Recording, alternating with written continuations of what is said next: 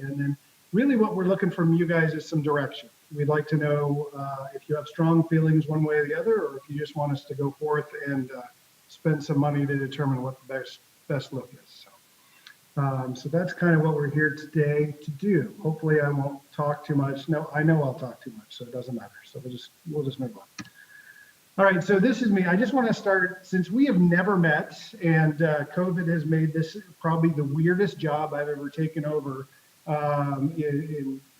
in my career.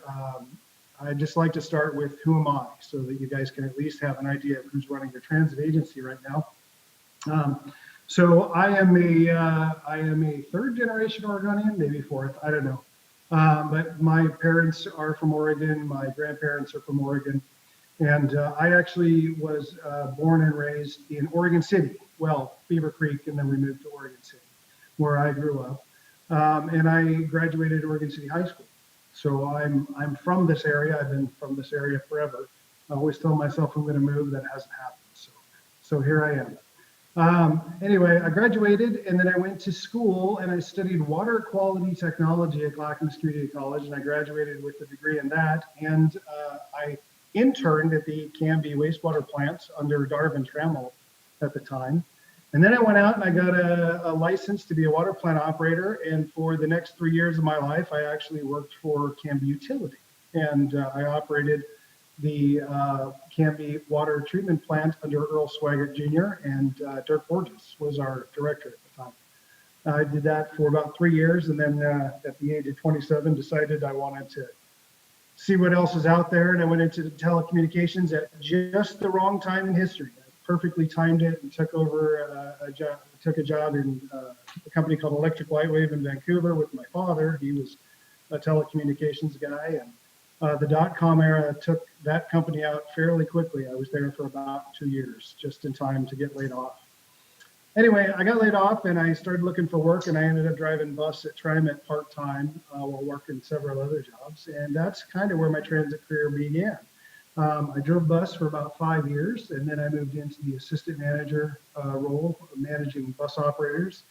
I did that for a while, and then I had also trained on the rail side. So I took over the assistant manager of rail for a while, and then eventually I took over the management of the rail side. It's half the division, it's a fairly large division, as well as managing the operators who operate the streetcar. Our is owned by the city of Portland, but operated by TriMet. So I manage those folks.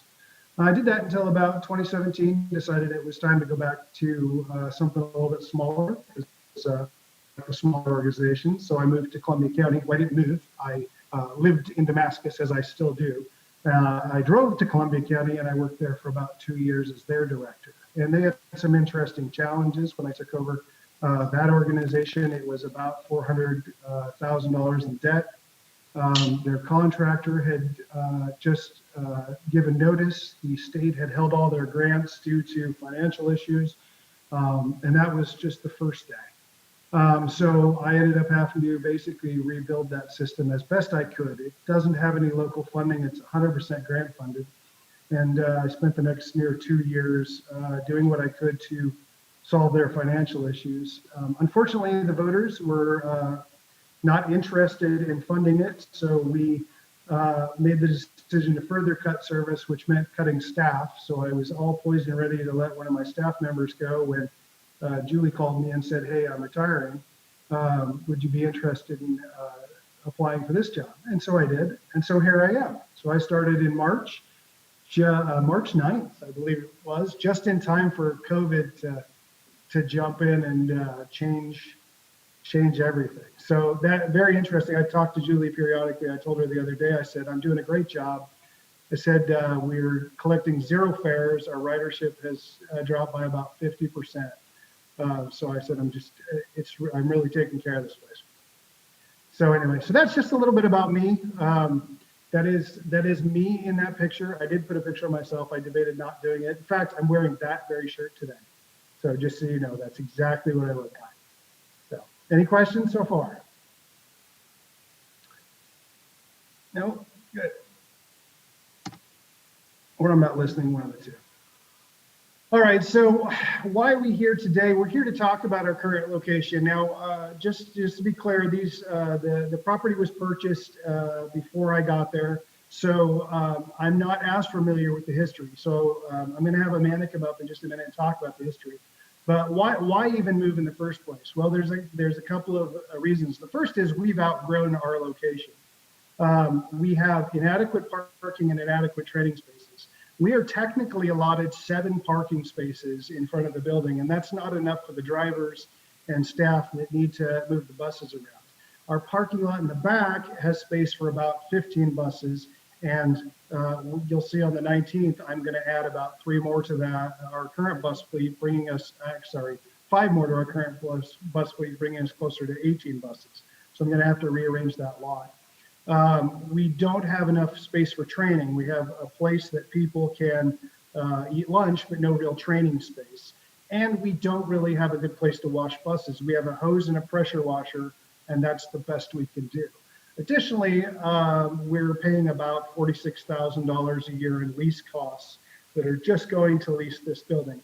And it's worked out well for the years we've been there, but Bob, who the owner, is interested in finding someone to fill that space. I know the vet that's next to us would like to take that space over because they'd like to expand, and Bob would like to open it up to more options. So he's kind of asked us, at least he's asked in the past, for us to move on. So that's kind of why we need to get out of there. So we have the 2 options we want to look at. The one is the property that we have behind that building, and the other is the shop. And I'm going to let Amanda kind of step in here and talk about the history of the locations that we have.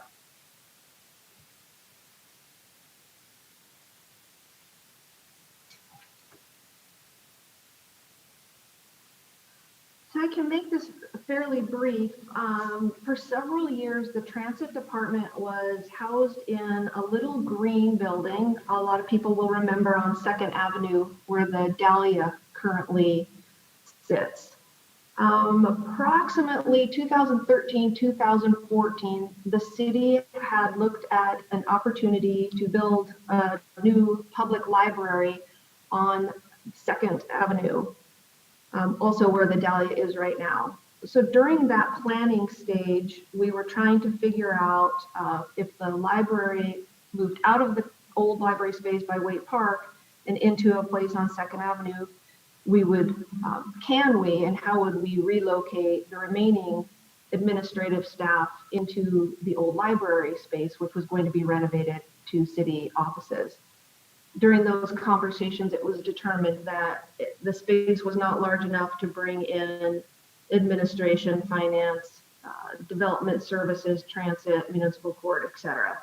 And so the decision was made by the city administrator at that time to relocate court over to the police facility and transit into another location that was to be determined. And that's the point at which they found the leased property where they currently are. Buses, it wasn't ideal because the buses were parked in a different location. When transit was down on 2nd Avenue, the smaller buses could be parked in the parking lot that was right behind it, but the larger buses still had to be parked at a different location. So that was not ideal either. At the current location, the decision was made to purchase a lot in the back for bus parking. So that was much better because at least we had the administrative offices and the dispatch in the same location physically as the buses. As Todd mentioned, they're outgrowing that space a little bit already. A decision was made and approved by you all to purchase the front piece of property for expansion. And as Todd mentioned, ideally, the ideal location would include plenty of space for administrative offices, which include public access, a bus yard to park the buses, to wash the buses, and also if it could be centrally located near the mechanics, that's ideal as well.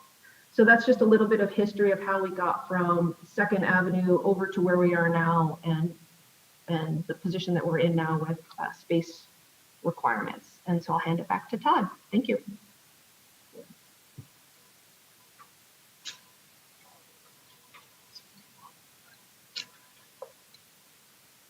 All right. So let's talk about our current property. So we are at 195 Hazeldale, and it's a little strip mall next to Wilco, and next to us is a veterinary clinic, and next to that is I don't know, I call it Bob's Storage, but it's there's a whole lot of stuff there waiting for another entity to come take that over and you know, run a business there. So we've got a fairly small chunk in there. So the piece that we're looking at is actually directly behind there, and I actually have I'm gonna advance here, and this is actually the yard in question, or the property in question. So we own from the fence. There's a fence just behind Wilco, all the way over to the right. And there you'll see there's a line. I've kind of got my red line on the line. And from there over is a company, I think it's called Pioneer Pump. Is that correct? Yeah. And so that's their pump equipment and engineering equipment and everything else they use to build pumps. So we actually own the entrance. And we have the small back lot. As you can see, that's where our bus is currently parked. And then you have this beautiful grassy area. It's not even nice like that now. It's fairly overgrown. We mow it periodically, but it's about in total about 1.8 acres. That's including the entrance road, including the back lot that you see there that's currently existing, and the grassy area that's currently undeveloped. That is the existing property that we just finished purchasing in 2019, I believe, August of 2019. There are some pros and cons to this property, and I kind of want to talk about those.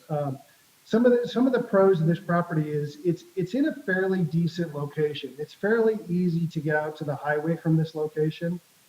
It's also fairly customer friendly.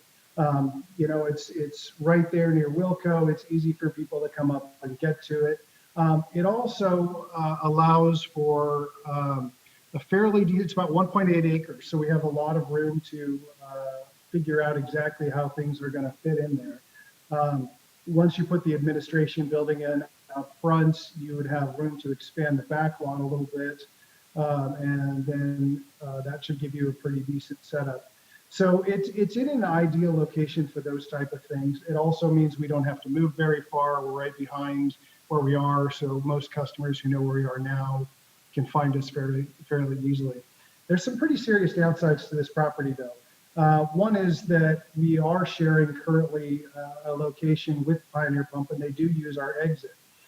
So once we build this lot, we're going to have to figure out how to properly secure things better than they currently are, especially if we start storing more chemicals, more wash supplies. Right now, you can barely see it, but in the bottom left-hand corner, you're going to see these tiny little sheds down there.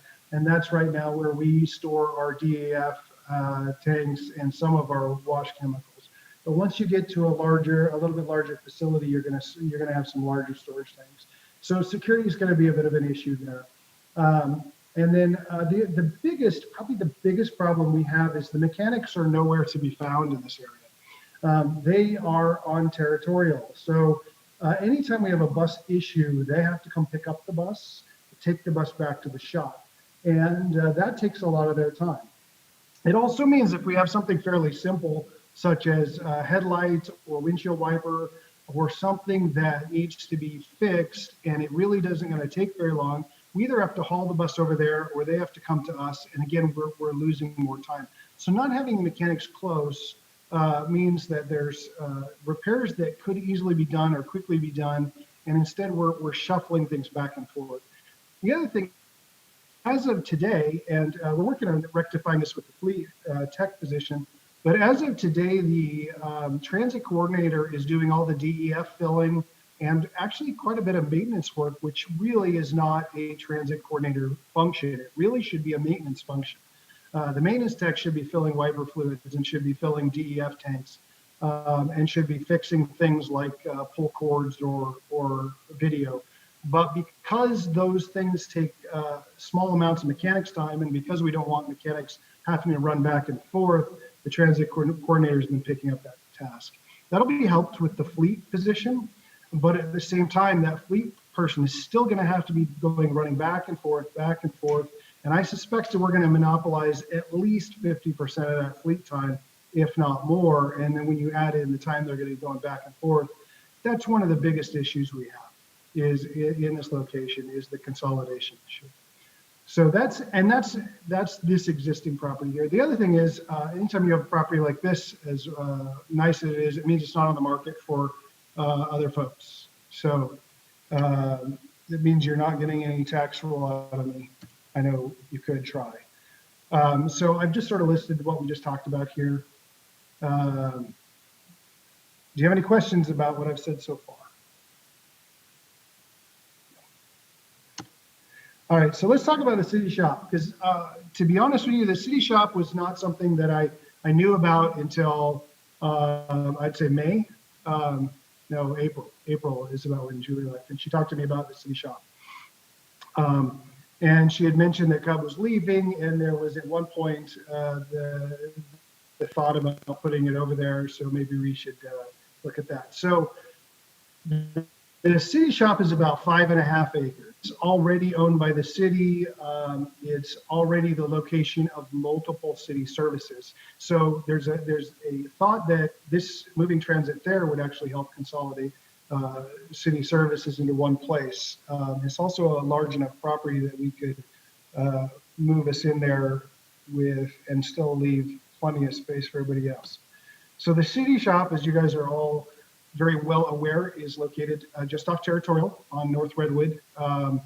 There's sort of a service road, which is one of its downsides, is there's a non-public access service road. There are some pretty serious downsides to the city shop as well, and we'll go through those, and I'll talk about those a little bit while we're looking at the map here. The first is that in its current state, the city shop doesn't work well for a bus yard. So I'm going to have to go in and modify the shop. And I can't tell you what modify means. I need an engineer to do that. But it means that some of those buildings in the far back are probably going to have to go away. You've got covered storage there. We need to put in a bus wash, and so we might have to put in a space for a bus wash. I suspect, now again, I'm speculating here, but I suspect that transit would probably have to take over 1/2 of those sides. And the reason I suspect that is because buses are constantly moving in and out, and so are all the other city services. And I could see where we would end up with a safety conflict moving back and forth. So we would have to do something that allowed the buses to move freely and all the other shop services to move freely without interacting with each other. The other downside that I see is the contractor. My services are operated by a contractor, and I would have contract employees at this location. So I'm going to have to answer the security issue. I've got to make sure the contractor and the contractor's employees do not have access to other city materials or staff. So they need to be separated from the contractor. So those are just some of the downsides I see. One of the other downsides I see is there's just really no public access here. Now, it's not a huge issue because the public access can be handled remotely. In other words, the transit coordinator who does most of the public access can easily set up appointments at City Hall. The library already sells passes for us. We really don't do that much in the way of pass sales at the transit office. And there isn't a ton of traffic at the transit office as it currently is today.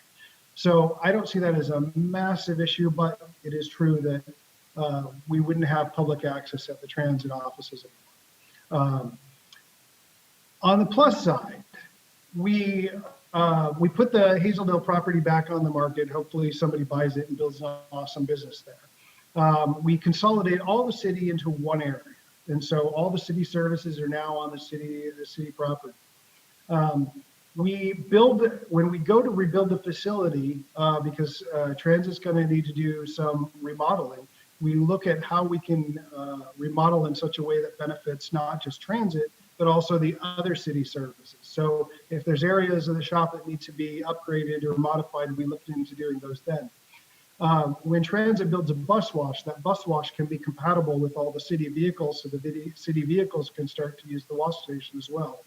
And then the biggest benefit we see is the mechanic. Having the mechanic and the fleet services tech right there, so that the fleet services tech can easily go through the buses and make sure that they're working correctly. When there's minor issues such as washer fluid or those type of things, they can just walk out, fix it, the bus can be on the road. So it's much better model when it comes to maintenance to have the mechanic and the buses in the same location. So so that's probably the biggest benefit that we see there.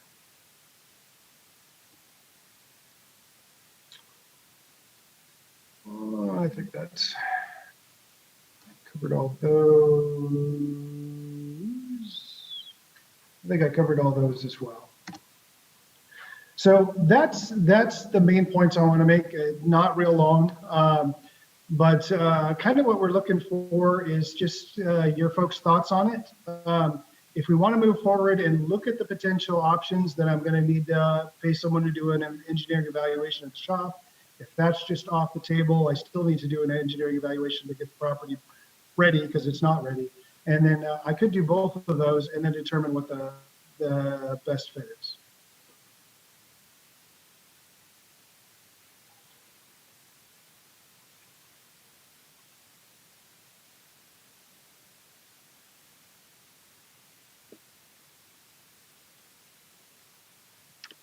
Okay.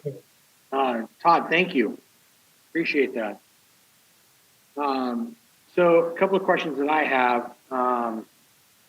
Going to, on the cons page of the shop being out by Public Works, you mentioned the shop will need to be modified. Do we, and I know we got to do studies and things like that, but do you have a thumbnail ballpark figure on what we're looking at out there? As far as money goes? Yes, sir. Oh, I know. I really don't. I'd really have to have an engineer look at it because I don't know. I just did a cursory walk around. I don't see a ton of modification, but I would have to separate the contractors. So I'm either going to have to build another office complex for the contractor and their employees, or I'm going to have to add to the existing office space. And then when I looked at the very back, you've got that building that goes down the middle that right now is just a covered vehicle storage. We either need to remove or modify part of that so that we can somehow get a bus wash in that area. And then I need to make sure I have a wide enough turnaround for the buses. So I don't know what that all looks like, and I don't have a good enough idea of what that costs. Okay. Next couple, two more questions and a comment, or whatever. So new customer or no customer access. Is that something, Amanda, Joe, that we could roll into functions at the front desk there at City Hall?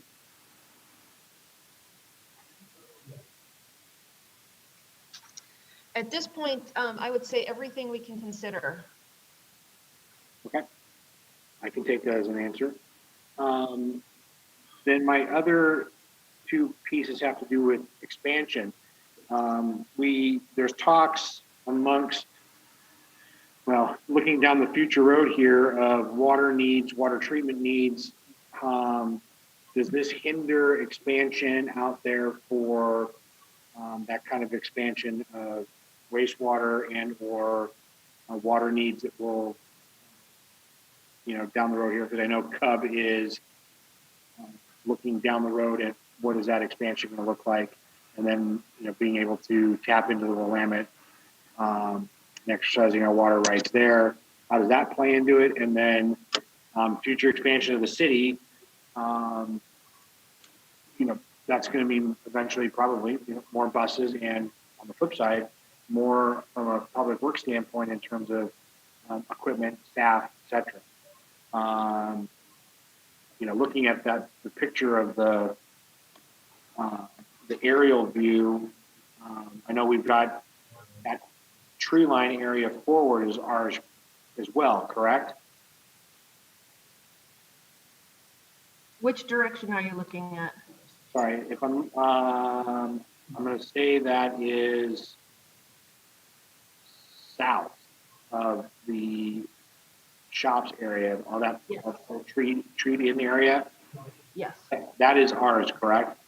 Yes, Canby Utility will be doing as part of the land swap, they'll have the, if you're looking at the road going into the shops, right outside the gate on the left-hand side is where Canby Utilities, that land swap is going to go. And then on the right-hand side is going to be Canby Fire.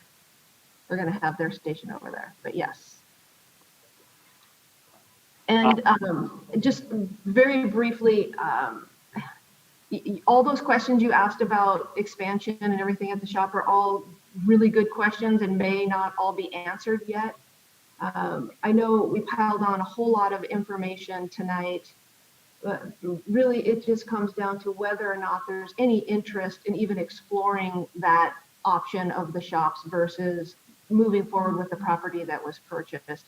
And all of those questions would be answered as part of the analysis to determine if it would even be feasible, if there's interest. So to answer that question on my front, I have been interested in this, and I'm glad that we're at the point of having this conversation. So I will leave it at that. Councilor Parker, you were waving your hand. Well, Amanda, thank you. If that's the threshold question on whether we should take a look at it, my answer is yes. And if all other things being equal, I think we should do it. I like the idea of mechanics being together. And again, the good things that we do in this world are so quickly forgotten. Thanks to Council President Dale, when we did our initial expansion on the transit, we ended up not getting property on the frontage road. Remember that, Tim? And ended up picking up this property. But at the time, I don't know about you, Tim, but I did not think this was the absolute best place for it. It just happened to be in the same place as our office. And we thought buying was better than leasing. So times change, we get more buses, we're gonna get more buses. And if the finances work out, I think all of the other things make sense. Amanda, do you remember how much we paid for that piece of property? I'm going to ask Joe right here. I don't remember off the top of my head. I can't quite remember, but I want to say it was close to $1 million at least, wasn't it? We don't want to put on a TV thing. And Public record. You're breaking up a little bit, Mayor. And also with that was not general fund, that was transit funds. So those would be funds that would revert back to the transit agency, presumably. I believe that's correct. Darn it. the other issue you guys might want to consider too is if there is interest here, Mr. Zimmerman extended that lease a little bit for us, but the idea was that when that ended, we were going to get out of there. So there is kind of a trigger pull that has to be done somewhat soon.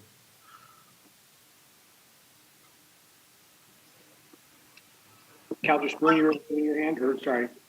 Great. Yeah. Amanda, what's your recommendation? I have had some conversations with Todd, and we're kind of back and forth. There's a lot of pros and cons to each location, but I would like to see us explore the city shops so that we can answer the unknown questions there to see if it's feasible. We may find out that the path that we're on with the city that we purchased is the best option for us and the most economical. And that's great, but I would like to see us explore the city shops property as well. Councilor Spoon. Yeah, first off, thank you, Todd, Amanda, for doing the work on this. I appreciate you bringing it to our attention and doing some background work.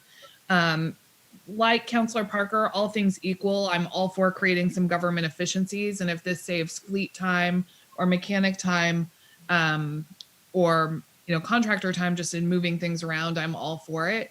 I appreciate your questions about how it impacts expansion, Mr. Mayor. My question to Joe, Amanda, and Todd is, how much is and how much is doing the research going to cost us to find out? If we had to research both parcels, doing the engineering proposals to see which one is the best, which one has the best outcome, what's the price tag on that for the taxpayer?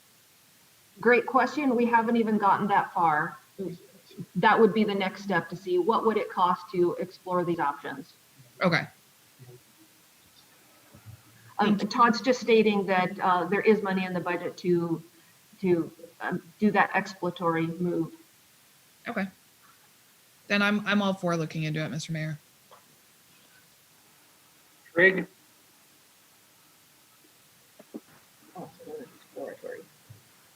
So Todd, you mentioned the bus wash. I've put those in before. Usually, just to purchase them, they come about 75 to 150,000, not including the install. But they take up quite a bit of room. So if you were to be over at the 1.8 acres, when you get done building a building, putting in your parking lot, putting in your bus parking lot, are you going to have room for it? So yeah, so just so we're clear, when I talk about the bus wash, we're a fairly small entity, so I don't want to go as fancy as you're thinking. I'm more thinking about something as simple as a covered area that has I don't know what they're called, but they're swing. It's similar to what you see when you pull your car into one of those self-wash stations. You have a swing arm that sits across the top. You have a heavy-duty pressure washer that heats the water, and the facilities that people can move around the bus fairly easily. I'm not looking for like a car wash style, which some of the bigger agencies use. So because of that, really the only footprint I'm looking at is most likely a bay size. So I'd really just need a bay that would fit up to a 40-foot bus. So. And my other question is, at the shops facility, you pretty much have the buildings there. You were talking about having to do a small addition. What type of square footage do you think? So we would need, I don't know. I don't know how much Cub is using now. So that would be the question. If it's very possible that we could just take over what Cub has. Right now we have about 17. Is it about 17? So about 17. And that's we probably need close to 2,000 because we need a break room, though that could be universal to some degree if we needed to. But we need a training facility for drivers to be properly trained at. And then we need 3 offices, plus we need a dispatch station. So somewhere around 2,000 square feet would be what we're looking at. I don't know, but I couldn't tell you how much of an addition because I don't know what's currently used. Okay. So one thing I would suggest is looking down the road. You might need 2,000 square feet right now. Sure. But if you're going to be doing the work, it's easier to do it and cheaper to do it all at once. You might look to see where you think, based on our projections of the influx of population in the next 10 years, maybe calculate it to where you're taking advantage of that as well. So. Yeah, very true. And I did tell Amanda that I needed an infinity pool on the roof, so that I'll have to add that as well. I was kind of wondering about this whole thing when you say ridership's down 50%, and you're not pulling in any riding fare, and you want to expand, but. Yeah, but that's due to COVID. So, no. The good news is the ridership is starting to pick back up, and hopefully in the next year or two, we'll see the world return to normal. The one thing that we all know for sure is Canby isn't getting any smaller. It's a very popular place to move, and it's going to keep being so, especially if they start to do what they're talking about doing on 205 and I-5. I think we'll see more people looking to this location as, hey, that's a great place to move.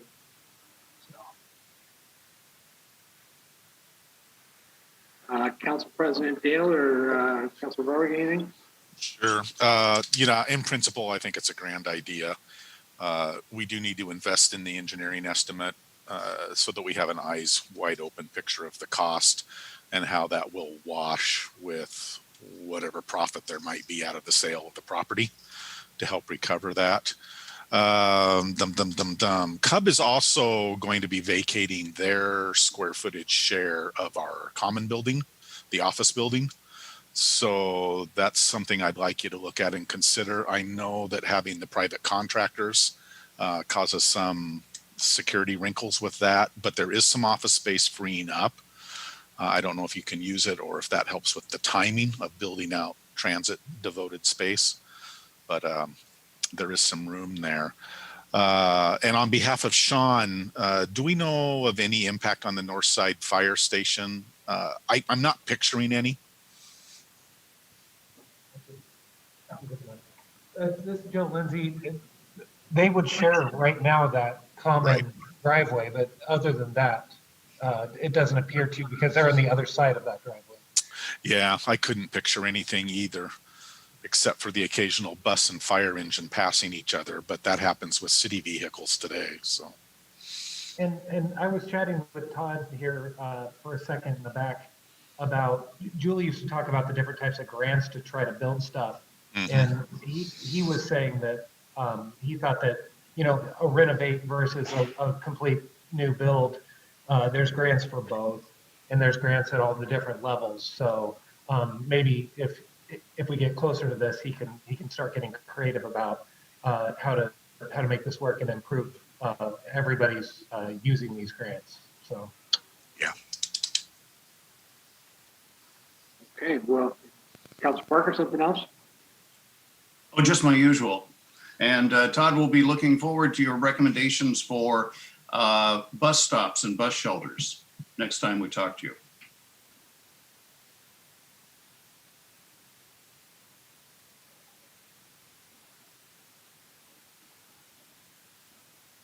He's speechless, Greg.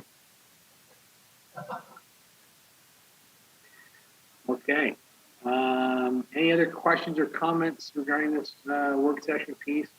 I think we've given staff good direction here. We're all seem to be like-minded in that we want to pursue at least the next couple of steps, which would be looking at the engineering evaluation of the shop area and seeing what that looks like.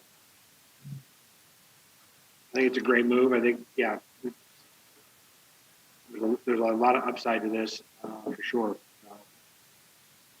Thank you very much for your time. We appreciate it and for the feedback, and we'll move forward and we'll be back in front of you when we have more information. Okay, sounds good. Well, we're done with this topic. We've got 15 minutes to do necessary things before our city council meeting. So we'll tune back in here in about 15. Thanks, everyone. Thank you.